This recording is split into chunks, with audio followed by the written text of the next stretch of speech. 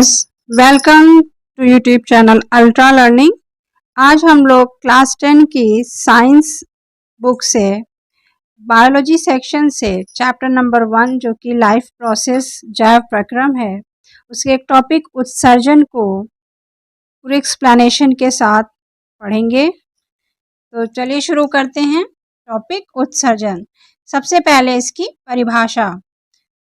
उत्सर्जन की परिभाषा है, जीवों में उपापचयी क्रियाओं के बाद बनने वाले अपशिष्ट पदार्थों यानी वेस्ट प्रोडक्ट्स को शरीर से बाहर निकालना उत्सर्जन कहलाता है। क्या मतलब हुआ? शरीर में हमारी बहुत सी क्रियाएं होती हैं, उपापचयी क्रियाएं।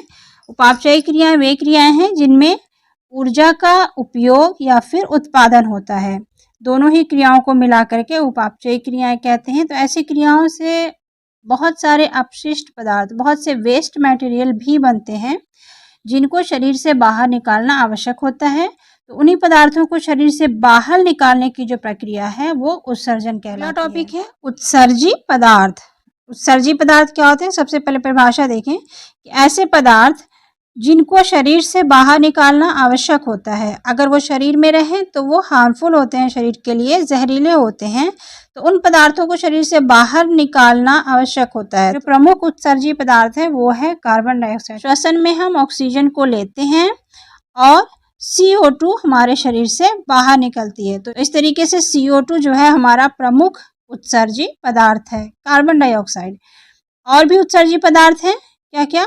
अमोनिया और यूरिया। नेक्स्ट टॉपिक है मनुष्य में उत्सर्जन। मनुष्य और सभी कशेरुकी जंतुओं में वृक्क, किडनी सबसे महत्वपूर्ण उत्सर्जी अंग है। देखिए, जो भी कशेरुकी जंतु हैं, कशेरुकी जंतु मीन्स वर्टिब्रेट, ऐसे एनिमल जिनके शरीर में वर्टिब्रल कॉलम पाया जाए, कशेरुक दंड पाया जाए, उन्हें वर्टिब्रेट कहते हैं, कशेरुकी जंतु कहते हैं। तो मनुष्य जो है वो एक कशेरुकी जंतु है। और मनुष्य के साथ साथ और भी जितने कशेरुकी जंतु हैं, जैसे घोड़ा, हाथी, बंदर, कुत्ता, और जिनके शरीर में कशेरुक दंड होता है, उन जंतुओं में वृक्क यानी किडनी सबसे महत्वपूर्ण उत्सर्जी अंग होता है। तो उत्सर्जन की जो प्रक्रिया है वो किसके द्वारा संपन्न होती है? उत्सर्जी अंग के द्वारा। और सबसे प्रमुख उत्सर्जी अंग जो है कशेरुकियों में वो होता है वृक्क या किडनी। और इसके साथ कुछ सहायक अंग भी हैं। तो अन्य अंग जो उत्सर्जन में भाग लेते हैं वे हैं, नंबर 1 मूत्रवाहिनी यूरेटर, नंबर 2 मूत्राशय यूरिनरी ब्लैडर, एंड नंबर 3 मूत्रमार्ग यानी यूरेथ्रा। तो इस तरीके से हम कह सकते हैं कि कुल मिलाकर 4 उत्सर्जी अंग होते हैं। इन चारों अंगों के मिल करके काम करने को हम उत्सर्जन तंत्र कहते हैं। अब इन अंगों का एक एक करके हम स्ट्रक्चर और वर्णन देखते हैं। सबसे पहला जो मुख्य अंग है वो वृक्क है, किडनी है। तो किडनी की संरचना कैसी होती है, कैसा इसका आकार होता है? यहाँ पे देखिए एक चित्र में किडनी को दिखाया गया है। इसका आकार हम देख रहे हैं कि लगभग सेम के बीज के आकार का होता है। और मनुष्य में एक जोड़ा वृक्क होता है, एक जोड़ा वृक्क होता है। प्रत्येक वृक्क उदर गुहा में पीछे की ओर कशेरुक दंड के दोनों ओर स्थित होता है। हमारा जो उदर गुहा है, जो पेट की जो कैविटी है, खोखला स्थान है, उस जगह पे पीछे की दिशा में जहाँ कशेरुक दंड होता है, उस कशेरुक दंड के पास पीछे की दिशा में दोनों वृक्क स्थित होते हैं, दोनों तरफ। ये भूरे रंग का होता है और सेम के बीज के आकार का होता है। इसकी जो संरचना है वो सेम के बीज के आकार की होती है, जो कि यहाँ पे दिखाई दे रहा है। दूसरी इंपॉर्टेंट बात है कि बायां वृक्क दायां वृक्क की अपेक्षा कुछ ऊपर होता है। लेफ्ट, अगर इसको लेफ्ट कहें, इसको राइट कहें, तो बायां वृक्क जो है वो थोड़ा ऊपर होता है और दायां वृक्क थोड़ा सा नीचे होता है। रीजन क्या है इसके नीचे होने का? यहाँ पे एक बड़ा सा ग्रंथि लीवर स्थित होता है और उस लीवर के स्थित होने की वजह से दायां वृक्क जो है वो थोड़ा सा नीचे आ जाता है।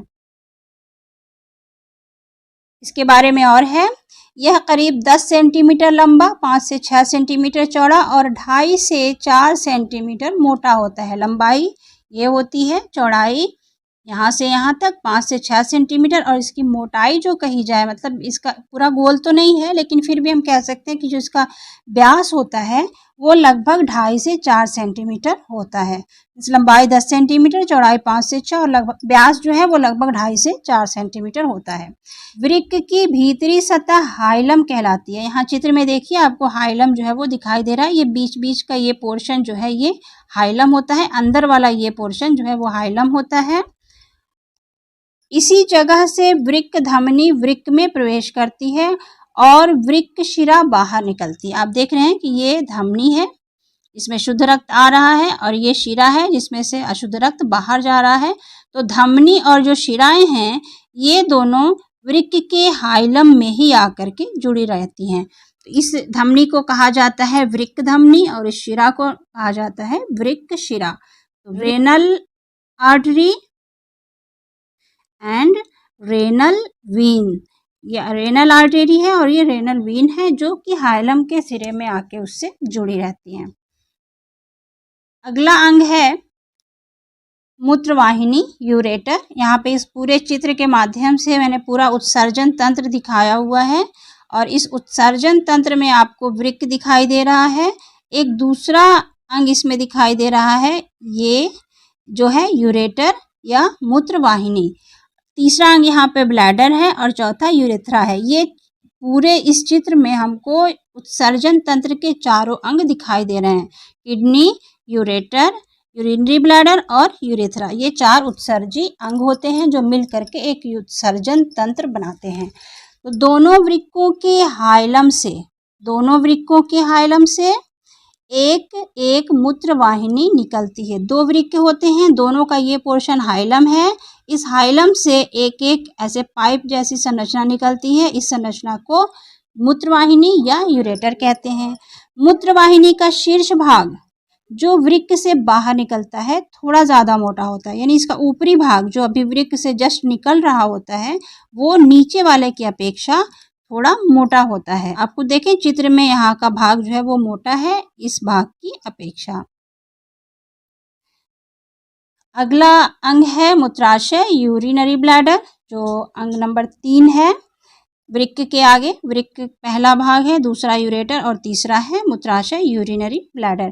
प्रत्येक मूत्रवाहिनी पीछे की ओर मूत्राशय में खुलती है। जो मूत्रवाहिनी जो वृक्क से निकल करके हाइलम के पास से निकल के नीचे आ रही है, ये एक थैली जैसी संरचना में जाके खुलती है पीछे की ओर से। इसी थैली को मूत्राशय कहते हैं, इस थैली को ही मूत्राशय कहते हैं।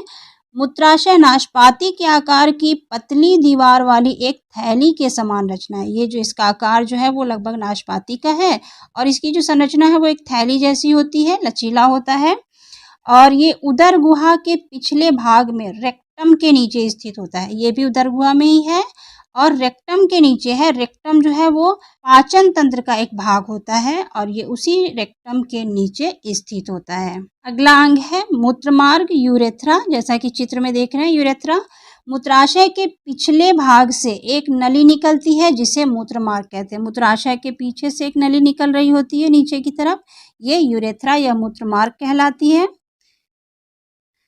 मूत्रमार्ग मूत्र द्वार के द्वारा शरीर से बाहर खुलता है और यहीं से बाहर की दिशा में एक द्वार होता है जिसे मूत्र द्वार कहते हैं और यहाँ से मूत्र बाहर निकलता है। वृक्क की आंतरिक संरचना। अब एक किडनी जो है अंदर से कैसा होता है, अभी तक तो हमने बाहर से देखा कि उसका रंग भूरा होता है, सेम के बीज के आकार का होता है, लेकिन उसकी आंतरिक संरचना कैसी होती है, उसके अंदर में किस तरीके के कोशिकाएं या ऊतक पाए जाते हैं, वो हम उसके अनुलंब काट के माध्यम से हम इस चीज़ को देख पाते हैं। तो यहाँ पे एक वृक्क का अनुलंब काट का चित्र दिया हुआ है और इस चित्र के माध्यम से हम एक एक चीज़ को समझते चलेंगे। यहाँ पे सबसे पहले है वृक्क की अनुलंब काट में इसकी आंतरिक संरचना स्पष्ट होती है। कोई भी चीज़ को अगर ऐसे खड़ी चीज़ को लंबाई में काटा जाए, बीचों बीच लंबाई से ऐसे फाड़ दिया जाए तो वो अनुलंब काट होती है। अगर इसको ऐसे काटा जाए, बीच से 2 टुकड़े कर दिए जाएं तो वो अनुप्रस्थ काट होती है। तो यहाँ पे किडनी का ये अनुलंब काट है और इसी से हमें उसकी आंतरिक संरचना दिखाई देती है। अगला पॉइंट है इसका मध्य भाग लगभग खोखला तथा कीप के आकार का होता है। मध्य भाग में हम ये कह सकते हैं, यहाँ से लेके ये इस तरीके से जो इतना भाग है ये इसका मध्य भाग होगा और देखें ये लगभग कीप के आकार का है और खोखला होता है। आगे है, यही भाग क्रमशः सकरा होकर मूत्र नलिका का निर्माण करता है। देखिए ये भाग यहाँ पे कीप जैसा चौड़ा था और जैसे से ये इधर आया है ये यहाँ पे आके इतना पतला हो गया है। यही पतला भाग जो है ये मूत्र नलिका बनाता है और जो ये कीप जैसा चौड़ा भाग है यहाँ तक का जो भाग है ये, इस भाग को शीर्ष गुहा, श्रोणि या पेल्विस कहते हैं। आई थिंक समझ में आ गया होगा। ये कीप जैसा भाग है ये चौड़ा सा, इस चौड़े भाग को पेल्विस या फिर श्रोणि या शीर्ष गुहा कहते हैं, जैसा कि यहाँ पे लिखा हुआ है। अगर आप मेरे चैनल पे नए हैं तो प्लीज़ मेरे चैनल को सब्सक्राइब कीजिए। वीडियो अगर पसंद आए तो उसे लाइक और शेयर भी कीजिए। इस वीडियो के माध्यम से अपने बायोलॉजी के नोट्स भी पूरे कर सकते हैं, जो आपके लिए काफ़ी हेल्पफुल होगा। वृक्क का शेष भाग ठोस तथा 2 भागों में बटा होता है। इसका जो पेल्विस के भाग को अगर छोड़ दिया जाए, शीर्ष गुहा को अगर छोड़ दिया जाए, तो जो वृक्क का शेष भाग है वो यहाँ से इस तरीके से, बाकी का ये जो पोर्शन है ये पूरा ये 2 भागों में बटता है। यहाँ पे देखिए ये सबसे बाहरी भाग है, ये इस बाहरी भाग को कॉर्टेक्स या वल्कुट कहते हैं, जो कि यहाँ पे लिखा हुआ है। और उसके भीतर का ये भाग होता है, ये भाग पाइप नलिका वाला भाग, इस भाग को मेडुला कहते हैं। इस तरीके से वृक्क के शेष भाग को 2 भागों में बांटा जा सकता है। बाहरी होता है कॉर्टेक्स या वल्कुट और उसके अंदर होता है मेडुला। बाहरी भाग जो है वो बैंगनी रंग का होता है। यहाँ लिखा हुआ है कि बाहरी हल्का बैंगनी रंग का भाग वल्कुट या कॉर्टेक्स और भीतरी गहरे रंग का भाग जो है वो मेडुला कहलाता है। वृक्क में असंख्य कुंडलित तथा लंबी सूक्ष्म नलिकाएं होती हैं। इन्हें नेफ्रॉन या वृक्क नलिकाएं यूरिनिफेरस ट्यूब्यूल्स कहते हैं। वृक्क जो है वो एक अंग है, अंग में ऊतक होंगे और इस ऊतक में बहुत सी कोशिकाएं होंगी। तो वृक्क की जो कोशिकाएं हैं वो नेफ्रॉन होती हैं। वृक्क की जो कोशिकाएं होती हैं वो नेफ्रॉन कहलाती हैं, या इनका दूसरा नाम है यूरिनिफेरस ट्यूब्यूल या वृक्क नलिकाएं। तो जिस तरीके से कोशिकाओं के मिलने से ऊतक और ऊतक से अंग बनते हैं, उसी तरह यहाँ पे नेफ्रॉन्स के मिलने से ऊतक और उस ऊतक से फिर वृक्क नामक अंग बनता है। तो वृक्क के अंग में जो इकाई है, जो कोशिका है, उसका नाम है नेफ्रॉन। अगला पॉइंट है, प्रत्येक नलिका के 2 प्रमुख भाग होते हैं। एक प्याले के आकार का ग्रंथिल भाग जिसे मैलपिघियन संपुट कहते हैं और दूसरा अत्यंत कुंडलित नलिकाकार स्रावी भाग स्रावी नलिका होती है। यानी अगर हम कहें कि इसकी एक जो नेफ्रॉन है, जो एक कोशिका है, उस कोशिका की संरचना कैसी है, तो वो कोशिका जो है वो 2 भागों की बनी होती है। उस कोशिका की जो बनावट होती है वो लगभग इस तरह की होती है। ऐसे एक ग्रंथिल प्याले के आकार का भाग होता है जिसे मैलपिघियन संपुट कहते हैं, और दूसरा ये कुंडलित और नलिका जैसा भाग होता है जिसे स्रावी नलिका कहते हैं। तो एक नेफ्रॉन के 2 मुख्य भाग होते हैं, ग्रंथिल भाग मैलपिघियन संपुट और नलिका जैसा भाग स्रावी नलिका। इसकी संरचना विस्तृत रूप से हम आगे पढ़ेंगे, अभी इसके बारे में मोटी बातें हैं। स्रावी नलिका का प्रारंभिक तथा अंतिम भाग कुंडलित तथा मध्य भाग यू के आकार का होता है। अभी मैंने बताया कि ये जो प्रारंभिक भाग है वो ऐसे होता है, उसके बाद ऐसे यू आकार होता है और फिर से इसका कुंडलित भाग होता है। तो जो प्याले के बाद जो ये नलिका होती है उसमें 2 भाग कुंडलित होता है और 1 भाग यू आकार का होता है। आगे पॉइंट है, वृक्क नलिका का अंतिम भाग एक बड़ी संग्रह नलिका में खुलता है। जैसे वृक्क नलिका, यहाँ का कुंडलित भाग, यू आकार भाग, फिर कुंडलित भाग जो है वो जा करके एक संग्रह नलिका में, एक बड़ी नलिका में जाके मिल जाता है। इस बड़ी नलिका का नाम ही संग्रह नलिका है। इस संग्रह नलिका में बहुत से ऐसे नेफ्रॉन आ करके जुड़े होते हैं। प्रत्येक संग्रह नलिका पिरामिड में खुलती है। अब ये जो संग्रह नलिका है ये जाकर के पिरामिड में खुलेगी। चित्र में आप देखें ये पिरामिड है। इस पिरामिड में जो ऐसे ऐसे पाइप जैसा रचना दिखाई दे रही है, ये हर एक जो पाइप है ये संग्रह नलिका है। तो इस तरीके से नेफ्रॉन इस भाग में स्थित होता है। इसकी जो नलिकाएं होती हैं, स्रावी नलिकाएं, वो इस संग्रह नलिका में जाके मिलती हैं और संग्रह नलिका फिर ये पिरामिड में जाकर के खुलती है। अगला पॉइंट है, वृक्क में ऐसे 10-12 पिरामिड दिखाई देते हैं जो अपने सक्रिय भाग से शीर्ष गुहा या पेल्विस में खुलते हैं। और ये पिरामिड जो है ऐसे 10-12 दिखाई देते हैं एक वृक्क में। एक वृक्क में ऐसे कम से कम 10-12 पिरामिड दिखाई देते हैं। और ये पिरामिड का एक कोनिकल भाग होता है, एक सकरा भाग होता है। ये सकरा भाग हम देख रहे हैं कि पेल्विस में जाके खुलता है। ये सकरा भाग पेल्विस में अटैच होता है। इस सकरे भाग की ओपनिंग पेल्विस भाग में होती है। अगला टॉपिक है वृक्क नलिका या नेफ्रॉन की संरचना। अब भी हमने जो नेफ्रॉन पढ़ा है आज, अब हम उसके डिटेल स्ट्रक्चर को माइन्यूटली देखेंगे। यहाँ पे कुछ पॉइंट्स है उसके बारे में कि प्रत्येक वृक्क में लगभग 10 लाख नेफ्रॉन होते हैं। यानी एक वृक्क कितनी कोशिकाओं का बना है? तो एक वृक्क 10 लाख कोशिकाओं का बना हुआ है। 10 लाख कोशिकाएं मिल करके एक वृक्क बनाती हैं। इन कोशिकाओं का स्पेशल नाम नेफ्रॉन या यूरिनिफेरस ट्यूब्यूल्स होता है। अगला पॉइंट है, वृक्क नलिकाएं वृक्ष की रचनात्मक एवं क्रियात्मक इकाई होती हैं। वृक्क नलिका के 2 प्रमुख भाग होते हैं। वृक्क नलिकाएं मतलब नेफ्रॉन, और हर कोशिका जो है वो रचनात्मक एवं क्रियात्मक इकाई होती है।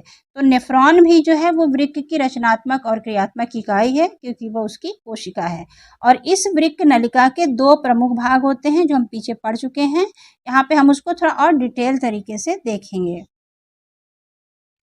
कौन कौन से इसके 2 भाग हैं? तो पहला भाग है मैल्पिघियन संपुट और इसका दूसरा भाग होता है स्रावी नलिका। दोनों का स्ट्रक्चर देखते हैं। यहाँ चित्र में हमको एक नेफ्रॉन का माइक्रोस्कोपिक चित्र दिखाई दे रहा है। वृक्क नलिका की संरचना का चित्र है ये। इस वृक्क नलिका में ये माल्पिघियन संपुट है, ये इसका स्रावी नलिका का भाग है। मैंने कहा था स्रावी नलिका के 3 हिस्से होते हैं। पहला होता है ये शुरू का कुंडलित भाग, दूसरा ये यू आकार का भाग, और तीसरा फिर कुंडलित भाग। और ये कुंडलित भाग जाके मिलता है संग्रह नलिका में। तो इस तरीके से, और ये संग्रह नलिका अंत में जाकर के मिल जाती है पिरामिड में। तो इस तरीके से इसके 2 मुख्य भाग हैं। पहला है माल्पिघियन संपुट जो कि ये है, और दूसरा है स्रावी नलिका जो यहाँ से यहाँ तक है। यहाँ माल्पिघियन संपुट के बारे में पहले देखते हैं कि इसके 2 भाग होते हैं। ये जो संपुट है इसके भी 2 भाग होते हैं। पहला होता है एक प्याले के आकार का बोमैन संपुट। ये जो प्याला जैसा बना हुआ रूप है ये कहलाता है बोमैन संपुट। अब देखें तो चित्र में बोमैन संपुट की लेबलिंग की गई है। ये प्याले जैसी संरचना बोमैन संपुट। और कोशिका गुच्छ या ग्लोमेरुलस, यह बोमैन संपुट की गुहा में स्थित रुधिर केशिकाओं का जाल होता है। दूसरा भाग ये है, ये मुख्य भाग है जो रक्त केशिकाओं का जाल है और इसी बोमैन संपुट के अंदर में स्थित होता है। दूसरा इसका भाग है स्रावी नलिका। यहाँ स्रावी शब्द होना चाहिए, स्वाति हो गया है। ये स्रावी, पीछे हेडिंग में इसका नाम आ चुका है, वहाँ से देख के इसको सही से लिख सकते हैं। स्वाति नलिका नहीं, एक्चुअली वो है स्रावी नलिका। स्रावी नलिका जो है इसके 3 भाग होते हैं। मैंने शुरू में ही बताया था, यहाँ से लेके यहाँ तक ये स्रावी नलिका है। इसमें पहला भाग ये कुंडलित होता है। इसमें पहला भाग ये जो कुंडलित है, दूसरा भाग ये जो सीधा यू आकार का है, और तीसरा भाग भी फिर इसका कुंडलित होता है। तो इसके 3 भाग हैं। पहला कुंडलित भाग जिसको कहते हैं समीपस्थ कुंडलित नलिका, दूसरा यू जैसा भाग है इसको कहते हैं हेनले लूप, और तीसरा फिर कुंडलित भाग है, इसको कहते हैं दूरस्थ कुंडलित नलिका। इस बोमैन संपुट से जो समीप है, जो करीब है, उसका नाम समीपस्थ कुंडलित नलिका है और जो दूर है उसका नाम दूरस्थ कुंडलित नलिका है। तो ये इसके 3 भाग होते हैं। अगला टॉपिक है वृक्क के कार्य। हम जैसा कि हम पढ़ रहे हैं उत्सर्जन तंत्र, तो वृक्क का मुख्य कार्य जो है वो उत्सर्जन है और उत्सर्जन के लिए मूत्र का निर्माण होता है। तो यहाँ पे उत्सर्जन या मूत्र निर्माण जो है उस प्रक्रिया के 3 चरण होते हैं। मीन्स मूत्र निर्माण या उत्सर्जन की क्रिया 3 चरणों में पूरी होती है। फर्स्ट है ग्लोमेरुलर फिल्ट्रेशन, सेकेंड है ट्यूबुलर पुनरावशोषण एंड थर्ड है ट्यूबुलर स्रवण। तो 3 स्टेप में क्या क्या और किस तरीके से होता है, आगे एक एक स्टेप को हम डिटेल से देखते हैं। सबसे पहले हेडिंग है ग्लोमेरुलर फिल्ट्रेशन। इसमें क्या होता है, ग्लोमेरुलस एक छन्नी की तरह कार्य करता है। जिस तरीके से छन्नी में हम किसी चीज़ को छानते हैं, उसी तरह से ग्लोमेरुलस जो रक्त केशिकाओं का जो जाल है वो एक छन्नी की तरह काम करता है। देखते हैं कैसे। देखिए, अभिवाही धमनिका अफेरेंट आर्टेरियोल जिसका व्यास अपवाही धमनिका या एफेरेंट आर्टेरियोल से अधिक होता है। यहाँ पे 2 धमनिकाओं की बात हो रही है, एक अभिवाही धमनिका, दूसरा अपवाही धमनिका। अभिवाही धमनिका जिस धमनिका द्वारा ब्लड अंदर आता है, अभिवाही, इसकी स्पेलिंग AFFERENT अफेरेंट होती है। और ये जो धमनिका है जिस रास्ते से ब्लड बाहर जा रहा है इसको कहते हैं इफेरेंट, इफेरेंट आर्टेरियोल। अब देखें, अभिवाही धमनिका जिसका व्यास, इस अभिवाही धमनिका का व्यास अपवाही धमनिका से अधिक होता है। आपको चित्र में साफ दिखाई दे रहा है, इसका व्यास जो है ज़्यादा है, इसका व्यास कम है। रक्त के साथ यूरिया, यूरिक अम्ल, जल, ग्लूकोज, लवण, प्रोटीन आदि ग्लोमेरुलस में लाती हैं।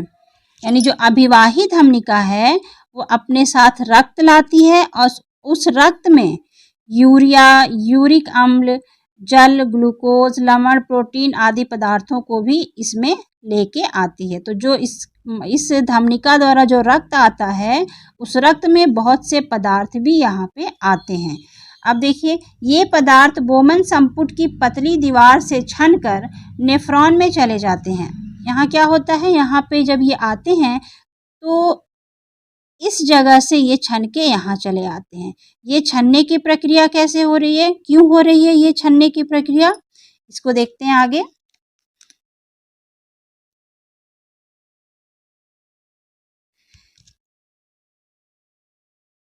अपवाही धमनिका का व्यास कम होने के कारण ग्लोमेरुलस में रक्त पर दबाव बढ़ जाता है, जिसके फलस्वरूप छानने की क्रिया उच्च दाब पर होती है।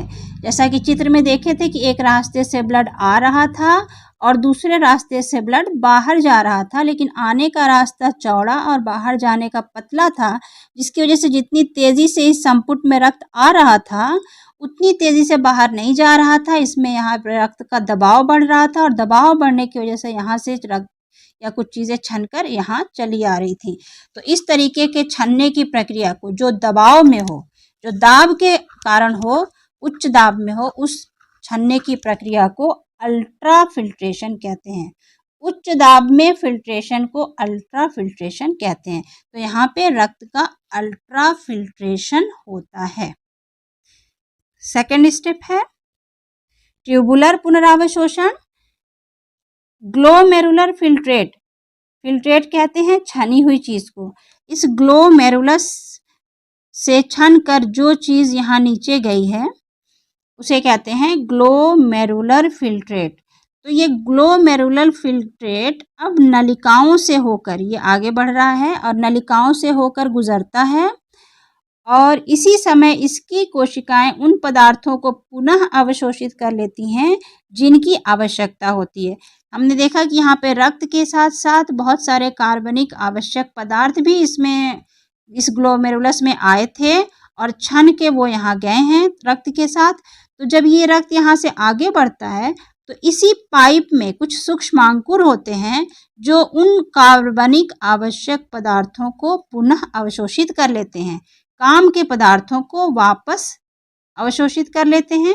इसे ही कहा जाता है ट्यूबुलर पुनरावशोषण। ठीक है। और जिन पदार्थों की आवश्यकता नहीं होती है उन्हें छोड़ देते हैं, यानी यूरिया और उसमें यूरिक अम्ल जो थोड़ा बहुत रहता है वो उसको अवशोषित नहीं करते हैं, बल्कि मोस्टली जो ग्लूकोज और जल होता है, प्रोटीन होता है, उसको अवशोषित कर लेते हैं। आगे है, साधारणतः सारा ग्लूकोज पुनः अवशोषित हो जाता है तथा जल की अधिक मात्रा का भी अवशोषण हो जाता है एवं दूषित पदार्थों का उत्सर्जन हो जाता है। मैंने कहा जो यूरिया, यूरिक एसिड वगैरह जो दूषित पदार्थ हैं, जहरीले पदार्थ हैं, उनको अवशोषित नहीं किया जाता है, उनको उसी पाइप में छोड़ दिया जाता है। अब देखें, वो आगे बढ़ेंगे फिर। और थर्ड पॉइंट होता है ट्यूबुलर स्रवण। इसके साथ ही साथ अवशोषण का जो प्रोसेस हो रहा है उसके साथ साथ कभी कभी नलिका की कोशिका से कुछ उत्सर्जी पदार्थ भी स्रावित होकर फिल्ट्रेट में चले जाते हैं, फिल्ट्रेट से मिल जाते हैं। जिस ट्यूब में अवशोषण हो रहा है उस ट्यूब की कोशिकाओं में भी कुछ उत्सर्जी पदार्थ बनते हैं। तो ये तो एक तो काम के पदार्थों को ये अवशोषित कर लेते हैं, लेकिन जो इनके पास उत्सर्जी पदार्थ बने होते हैं वो उन्हें भी इसी पाइप में छोड़ देते हैं। तो ये कहलाता है ट्यूबुलर स्रवण। यानी यहाँ ग्लोमेरुलस से छन के तो जो पदार्थ आता ही है, इन कोशिकाओं में भी कुछ उत्सर्जी पदार्थ होते हैं जो ये इस नलिका में छोड़ देते हैं, और इस तरीके से ये फिल्ट्रेट जो है वो आगे बढ़ता है।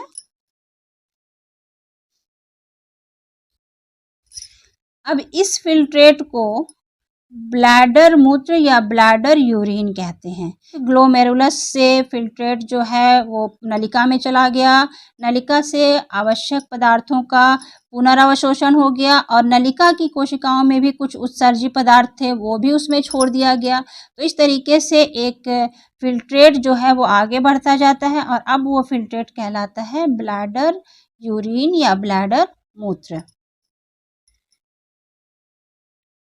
अब यह मूत्र नलिका से होकर गुजरता है और मूत्राशय में जमा होता है और समय समय पर मूत्र मार्ग के छिद्र द्वारा बाहर निकाल दिया जाता है, अर्थात मूत्र के रूप में बाहर निकाल दिया जाता है।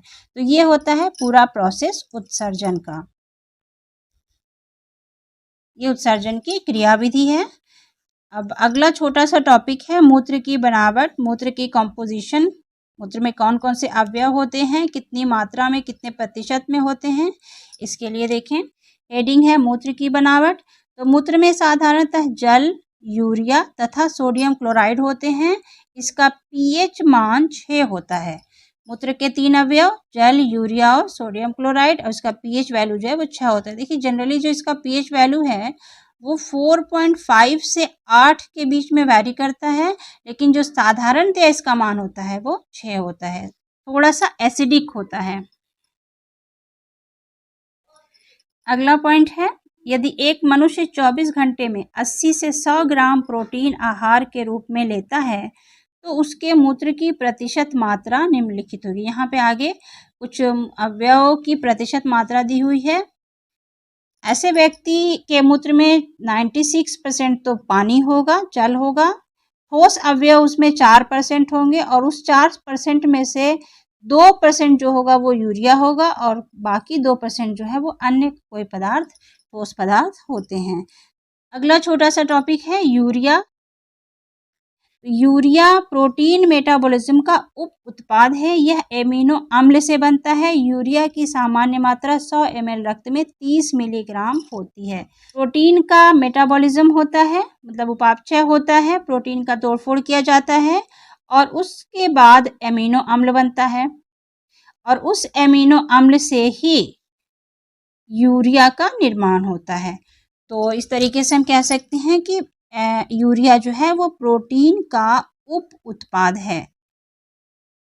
किसी भी सामान्य शरीर में, सामान्य व्यक्ति के रक्त में अगर 100 ml रक्त को चेक करें तो उसमें 30 मिलीग्राम यूरिया होनी चाहिए। इससे अधिक मात्रा होने पर वो बीमारी या रोगी की श्रेणी में आ जाता है।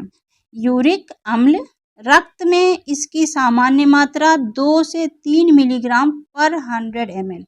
मतलब 100 ml रक्त में 2 से 3 मिलीग्राम केवल यूरिक एसिड होना चाहिए और हम प्रतिदिन लगभग 1.5 से 2 ग्राम यूरिक एसिड मूत्र के साथ उत्सर्जित करते हैं।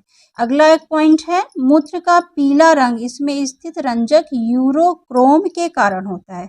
देखते हैं मूत्र कभी कभी पीला दिखाई देता है तो वो पीलापन जो है वो एक पिगमेंट होता है यूरोक्रोम, उसकी उपस्थिति के कारण होता है। यहाँ पे एक चीज़ और बताती चलो, मूत्र में एक विशेष गंध होती है, मूत्र में एक विशेष गंध होती है। ये गंध जो है वो यूरिनोड